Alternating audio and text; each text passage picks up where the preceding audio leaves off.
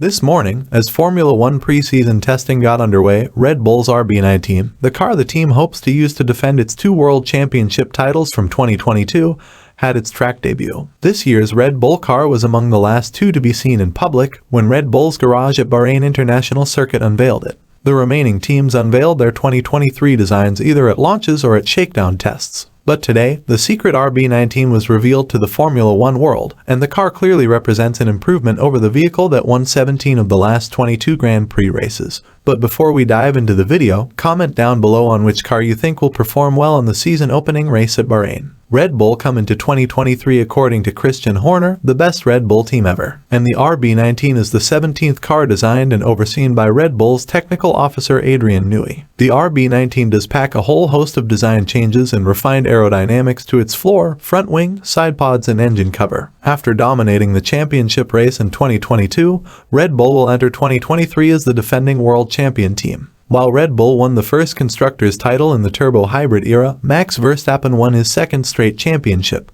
Red Bull has not had an entirely smooth winter despite having the greatest car last season. The Milton Keynes-based team was penalized for exceeding the 2021 cost cap. For its overspending, it received a $7 million fine and a 10% reduction in its aero testing permit. Rivals anticipate little impact from the adjustment, but Red Bull worries about potential severe damage. Speaking at the launch about the potential downside of the restriction, team boss Christian Horner said, "We're doing the best with what we've got. The team have had to adapt to the handicap that we have. They've done a wonderful job in doing that. Is it enough? We'll find out in a couple of weeks' time in Bahrain testing, and the first round of the season is a starting point. It's certainly a significant handicap that we carry for the majority of the year." Despite the setbacks, the genius Red Bull team guided by technical chief Adrian Newey has been able to bring a car with a host of design changes for 2023. Let's not waste any more time and get straight into the technical details of the RB19. Let's start from the front of the car as usual. The front wing nose tip is a bit wider when compared with the RB18's front wing nose tip.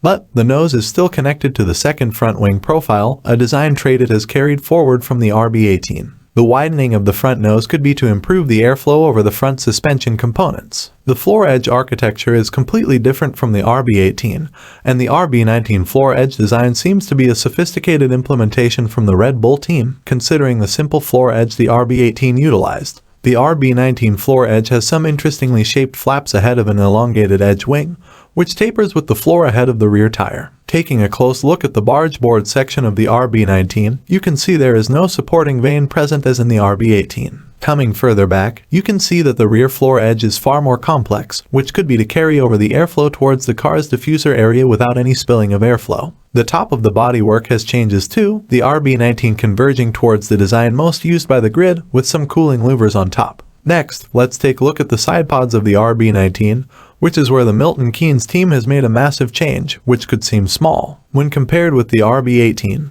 the RB19 side pod has a significantly deeper undercut that extends back under the central portion and down towards the bottom of the downwash ramp, thanks to the tighter bodywork. The deeper undercut could lead to the bodywork pulling in the airflow more towards the side pods. As we know, high-pressure airflow gets pulled into low-pressure zones. This could be an effort Red Bull has taken to generate a cleaner airflow to the rear of the car. The deeper undercut design has strayed into twin-floor territory. The larger undercut increases the airflow going down the sides of the body towards the gap between the rear wheels, and it's that flow which draws upon the diffusers and makes the underbody work harder. The downwash ramp at the back of the side pod gets a little more forceful as you move further back. All this indicated that the Red Bull team is trying to create much more cleaner and strict airflow from the start of the side pods up to the rear of the car. Although the side pods initially resemble those of the previous year's car, the refinement and aggression present here are representative of the approach Red Bull has taken with the entire vehicle. Red Bull has thus been able to advance the idea while many other teams have spent the winter trying to make their own variations of these side pods. The RB19 is now running at the Bahrain circuit,